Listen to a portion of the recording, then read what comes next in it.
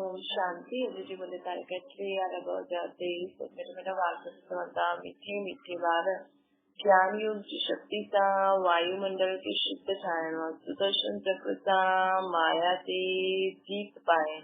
कृष्णा के हिकु ॻाल्हि सिद्ध थींदो आहे कि आत्मा कॾहिं भी ज्योति में लीन न थींदी आहे। उत्तरार्ध चवंदा आहिनि बनी बनाई बन गई त ज़रूर आत्मा पंहिंजी पाठ रिपीट कंदी आहे।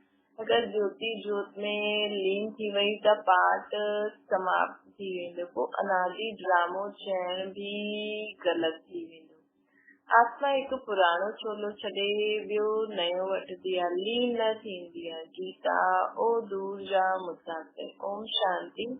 हाणे जो योगी ऐं ज्ञानी ॿार आहिनि जो ॿियनि खे सम्झाए सघंदा आहिनि, उहे हिन गीत जो अर्थ यथार्थ रीति सम्झी सघंदा आहिनि। जो भी मनुष्य मात्र आहिनि सभु कब्र दाख़िल आहिनि। कब्र दाख़िल उन्हनि खे चइबो आहे जिनजी ज्योति उजाइजी वेंदी आहे न, जो तमो प्रधान आहिनि। जे स्थापना कई ऐं जन्म बाय जन्म पालार्थ निमित ठहिया, उन्हनि सभिनि पंहिंजा जन्म पूरा कया।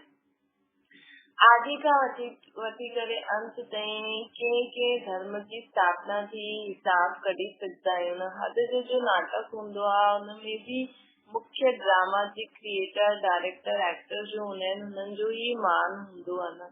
केतिरी प्राइज मिलंदी आहे न हुननि खे, जलवो ॾेखारींदा आहिनि। तव्हांजो पोइ आहे ज्योति ज्ञान योग जो जलवो।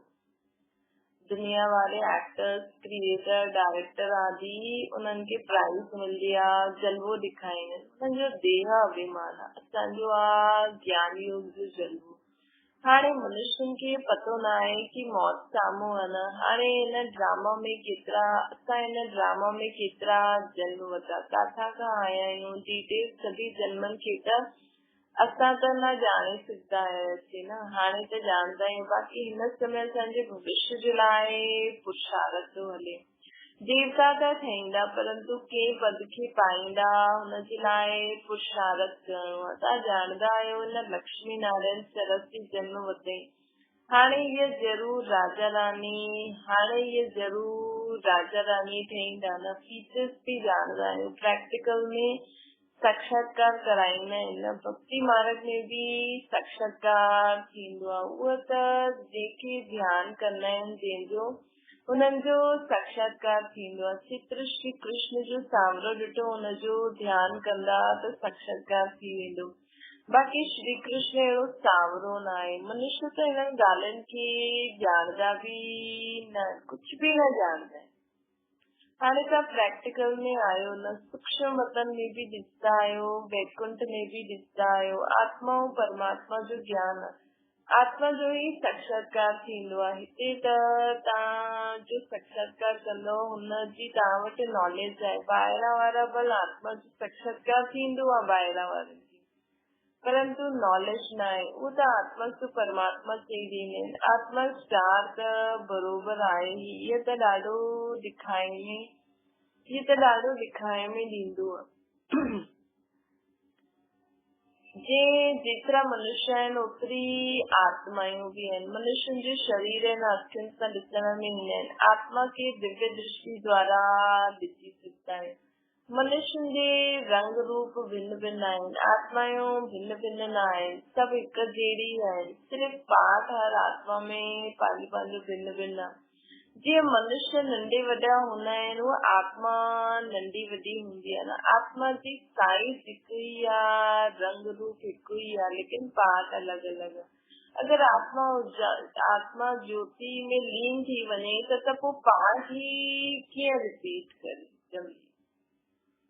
रायल भी है न, बनी बनाई बन रही है। अनादि वर्ल्ड ड्रामा जो चक्कर लगदो ही रहंदो आहे। तव्हां ॿार ॼाणदा आहियो मच्छरनि सां दृश्य सभी आत्मायूं वेंदियूं। मच्छरनि खे त हिन अखियुनि सां ॾिसी सघंदा आहियूं। आत्मा खे त दिव्य दृष्टि बिना ॾिसी न सघंदा आहियूं।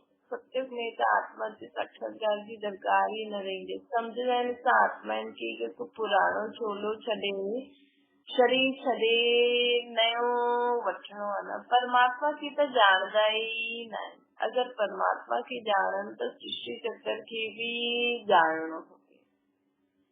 बाबा चईंदा दुनिया में माण्हू भगवान के परमात्मा की ॼाणदा ही नहीं। अगर परमात्मा की कोई यथार्थ रीति ॼाणे त बाबा त ज्ञान जो सागर आहे। त बाबा उन्हनि खे सृष्टि चक्र जो ज्ञान ॾींदा त ज्ञान सृष्टि चक्र खे भी ॼाणे वञे न।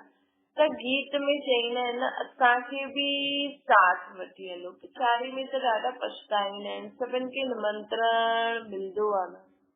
पोइ अंत में सभी आत्मायूं पछताईंदियूं बाबा आयो, बाबा असांखे एॾो ज्ञान ॾिनई, एॾो ज्ञान रतन सां श्रृंगार कयईं, असां मिलियासीं न। केतिरी युक्ति ठहनि थियूं निमंत्रण ॾियण जी।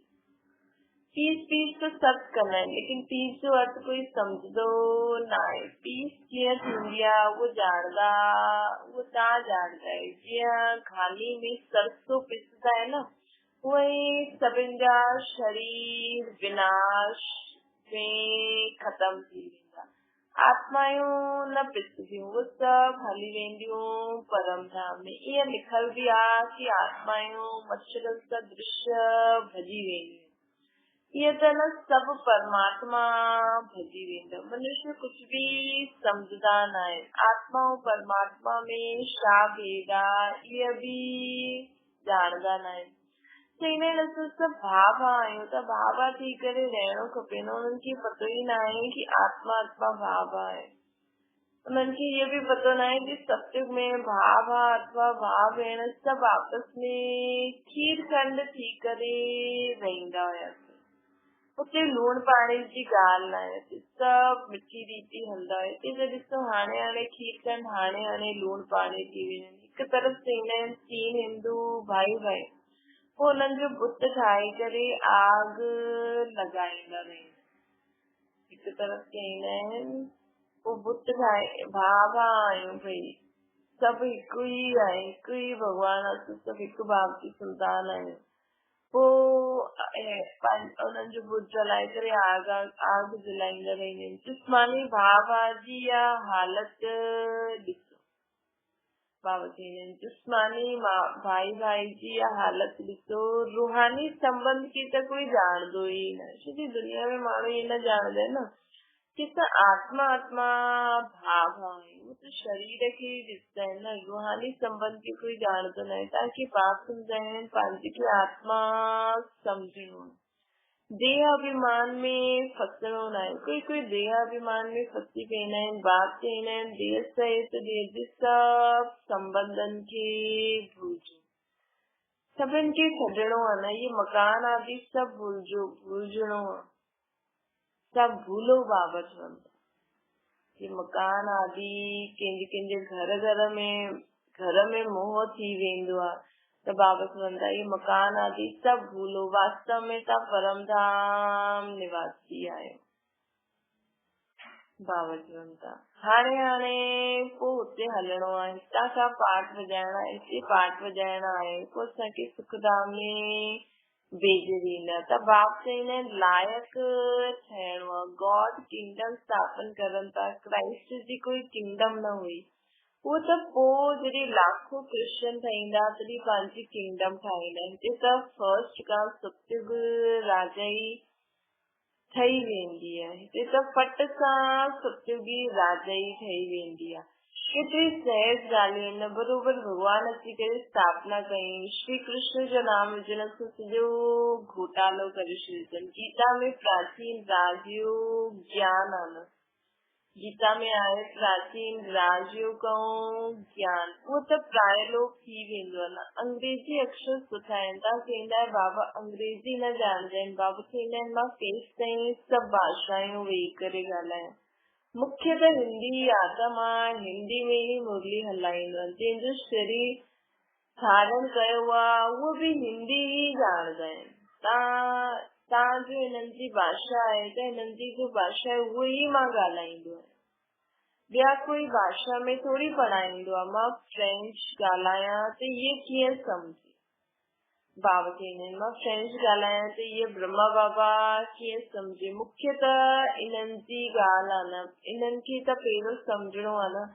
ॿिया कोई जो शरीर थोड़ी ॿियो कोई जो शरीर थोड़ी वठंदो प्रभु शिव बाबा। गीत में बि चईंदा आहिनि न, मूंखे वठी हलो शिव जी बाप छो जी बाप ऐं बाप जी घर जो त कंहिंखे पतो ई न आहे, हिन करे गीत ॻाईंदा आहिनि मूंखे वठी हलो।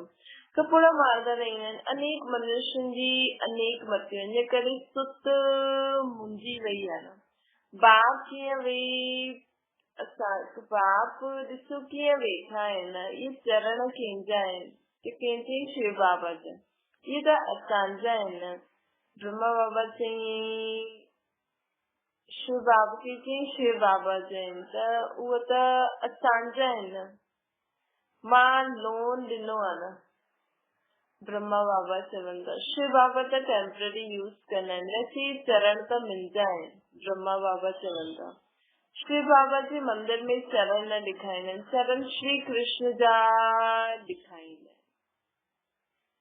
शिव त आहे ऊच ते ऊच, त उन्हनि खे चरण काथां खां आया। हा शिव बाबा उदार वता अथई, चरण त ब्रह्मा जा ई आहिनि। मंदिरनि में बैल ॾेखारियो आहे न, बैल ते सवारी कीअं कंदा, बैल ते वेही शिव बाबा कीअं वेंदा, कीअं चढ़ंदा। शालिग्राम आत्मा सवारी कंदी आहे मनुष्य जे तन ते। बाप चईंदा आहिनि मां जो तव्हांखे ज्ञान ॿुधाईंदो आहे न उहो प्राय लोक थी वेंदो आहे। आटे में नमक मिसल आहे न, उनखे कोई बि सम्झी न सघंदो आहे, मां ई अची करे हुननि जो सार ॿुधाईंदो आहे। मां ई श्रीमत ॾेई करे सृष्टि चक्र जो राज सम्झाईंदो आहे न। उन्हनि पोइ देवताउनि खे स्वदर्शन चक्र ॾेखारे छॾियो। उन्हनि वटि त ज्ञान आहे न, सॼी ज्ञान जी ॻाल्हियूं आहिनि। आत्मा खे सृष्टि चक्र जी नॉलेज मिलंदी आहे, जिसां माया जो सर कटी वेंदो आहे, जिसां माया जो सर कटी वेंदो। उन्हनि पोइ स्वदर्शन चक्र असुर जी पिछाड़ी फेंकते हुए ॾेखारे त हिन स्वदर्शन चक्र सां तव्हां माया ते जीत पाईंदा आहियो। काथां जी ॻाल्हि काथे खणी विया आहिनि। तव्हां में बि कोई वीर लाइ इहे ॻाल्हियूं धारण करे ऐं सम्झाए सघंदा। नॉलेज ॾाढी ऊची आहे, हुनमें समय लॻंदो आहे न। पिछाड़ी में तव्हां में इहे ज्ञान योग जी शक्ति रहंदी। बाबा चवनि था पिछाड़ी में असांखे हिन ज्ञान ऐं योग जी शक्ति रहंदी। ड्रामा में न हूंदा न, उन्हनि जी बुद्धि बि नर्म थींदी वेंदी। तव्हां वायुमंडल खे शुद्ध कंदा आहियो न, केतिरी गुप्त ज्ञान आहे न। लिखल बि आहे अजामिल जहिड़े पापिन जो उद्धार कयो, परंतु हुनजो अर्थ बि सम्झंदा न आहिनि। उहे सम्झंदा आहिनि कि ज्योति ज्योत में समाइजी सागर में लीन थी वियो। 5 पांडव हिमालय में गली विया, प्रलय थी वई। हिकु तरफ़ ॾेखारींदा आहिनि उहा राजयोग सिखी, पोइ प्रलय ॾेखारे ॾींदा आहिनि। राजयोग सिखी हिकु तरफ़ ॾेखारीनि, राजयोग सिखनि, पोइ प्रलय थी, पोइ ॾेखारींदा आहिनि श्री कृष्ण अंगूठो चूसो उहो पीपल जे पते ते। हाणे प्रलय थी वई त श्री कृष्ण काथां ईंदो, हुनजो बि अर्थ न सम्झंदा आहिनि। उहो त गर्भ महल में हुयो न। अंगूठो त ॿार चूसदा आहिनि, काथां जी ॻाल्हि काथे खणी आहिनि। मनुष्य त जो ॿुधंदा आहिनि उहो सच सच चईंदा रहंदा आहिनि। सत्य खे कोई ॼाणंदो ई न आहे, झूठ हुनखे चइबो आहे जो चीज हूंदी ई न आहे। तॾहिं त चईंदा आहिनि कूड़ी दुनिया आहे। जीअं चईंदा आहिनि परमात्मा जो नाम रूप ई न आहे, परंतु हुननि जी पूजा कंदा रहंदा आहिनि त परमात्मा आहे अति सूक्ष्म। उन्हनि जहिड़ी सूक्ष्म चीज कोई आहे न, हिकदमि बिंदी आहे न। सूक्ष्म हुजण जे कारण बि कोई ॼाणंदो न आहे, सूक्ष्म हुजण जे कारण ई उन्हनि खे कोई ॼाणंदा न आहे। उन्हनि जहिड़ी सूक्ष्म चीज कोई हूंदी न आहे, हिकदमि बिंदी। बाबा चवनि था सूक्ष्म हुजण जे कारण, बाबा चवनि था सूक्ष्म हुजण जे कारण कोई बि ॼाणंदो न आहे। भला आकाश खे बि सूक्ष्म चइबो आहे, परंतु उहो त पोलार आहे न। बाबा चवनि था आकाश खे बि सूक्ष्म चइबो आहे न, परंतु उहो त पोलार आहे। 5 तत्व आहे न, 5 तत्वनि जे शरीर में अची करे प्रवेश कंदो आहे। पंच तत्वन जो शरीर में अची करे प्रवेश कंदो आहे, वो केतिरी सूक्ष्म चीज है, हिकदम बिंदी स्टार मिसल नंढो आहे न, ये परमात्मा स्टार बाजू में अची करे वेही तॾहिं त ॻाल्हाए सघे न। केतिरी सूक्ष्म ॻाल्हियूं आहिनि, मोटी बुद्धि वारनि खे जरा बि सम्झी न सघनि। बाप केतिरी सुठी सुठी ॻाल्हियूं सम्झाईंदा आहिनि, बाबा केॾी सुठी सुठी ॻाल्हियूं सम्झाईंदा आहिनि। ड्रामा अनुसार जो कल्प पहिरियों पाठ वॼायो उहो ई वॼाईंदा आहिनि। ॿार सम्झंदा आहिनि, बाबा रोज अची करे नई नई ॻाल्हियूं ॿुधाईंदा आहिनि, त नयो ज्ञान हूंदो आहे न, त नयो ज्ञान हूंदो आहे न, त रोज पढ़णो पड़े। बाबा चवंदा रोज पढ़णो पड़े, बाबा असांखे रोज नई नई ॻाल्हियूं ॿुधाईंदा आहिनि। रोज कोई न ईंदो आहे त फ्रेंड्स वटि वञी करे पुछंदा आहिनि कि अॼु क्लास में छा थियो। हिते त कोई पढ़ण ई छॾे ॾींदा आहिनि, त सही ॾींदा आहिनि। अविनाशी ज्ञान रत्न जो वरसो न खपे। अरे पढ़ण छॾंदो त तव्हांजो छा हाल थिए। बाबा चवंदा आहिनि पढ़ण छॾंदो त तव्हांजो छा हाल थींदो। बाप सां वरसो छा वठंदो, बसि तकदीर में न आहे छा। हिते स्थूल मिल्कियत जी कोई ॻाल्हि कोन्हे, ज्ञान जो खज़ानो बाप सां मिलंदो आहे न, उहो मिल्कियत आदि त सभु कुझु विनाश थी वेंदी, हुनजो नशो कोई रखी न सघे। बाप सां वरसो मिलंदो आहे, तव्हां वटि भल करोड़नि जी मिल्कियत आहे, उहो बि मिट्टी में मिली वेंदी। हिन समय जी सॼी ॻाल्हि आहे न, इहे बि लिखल आहे, कंहिंजी दबी रही धूल में कंहिंजी आग जलाए आग। हिन समय जी ॻाल्हियूं आहिनि, पिछाड़ी में हली ईंदा, विनाश त हाणे थियणो ई आहे। बाबा चवंदा आहिनि कि ॾिसे दुनिया में जो भी लिखल आहे, ये सभु कहावतूं हिन समय जी ॻाल्हियूं पिछाड़ी में हली ईंदी, मतलब सभु पिछाड़ी में असां ॾिसंदासीं। विनाश खां पोइ स्थापना थियणी आहे, विनाश खां पोइ स्थापना थियणी आहे। हाणे उहा स्थापना करनि था न, उहो पंहिंजी राजधानी आहे।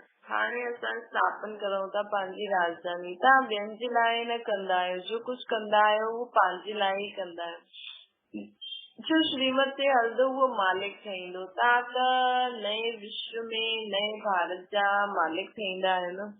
नई विश्व था सत्युग में तव्हां मालिक हुयो, हाणे इहो पुराणो युग आहे, पोइ तव्हांखे पुरुषार्थ कराइबो आहे नई दुनिया जे लाइ।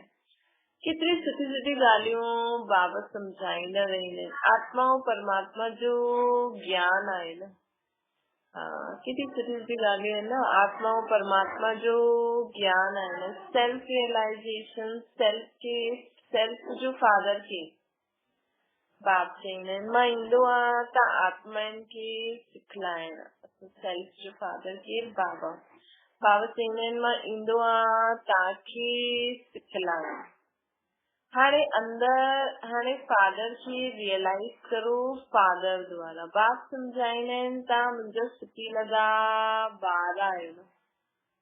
बाबा सम्झाईंदा आहिनि तव्हां मुंहिंजा सुठी लॻा ॿार आहियो न। कल्प खां पोइ वरी खां अची करे मिलिया आहियो वरसो वठण लाइ। त पुरुषार्थ करणो पए, न त ॾाढो पछताइणो पवंदो, ॾाढी सजा खाइणी पवंदी। जो ॿार ठही करे ऐं पोइ कुकर्म कंदो आहे हुनजी त ॻाल्हि न पुछो। ड्रामा में ॾिसो बाबा केतिरो पार्ट, बाबा जो केतिरो पार्ट आहे, सभु कुझु ॾेई छॾे। बाबा पोइ चवंदा आहिनि भविष्य 21 जन्मनि जे लाइ रिटर्न ॾींदमि। अॻियां त इनडायरेक्ट ॾींदा हुयो त भविष्य में 1 जन्म जे लाइ मिलंदो आहे, हाणे डायरेक्ट ॾींदा आहियो त भविष्य 21 जन्मनि जे लाइ इंश्योर करे ॾींदा आहियो। डायरेक्ट इनडायरेक्ट में केतिरो फर्क़ु आहे।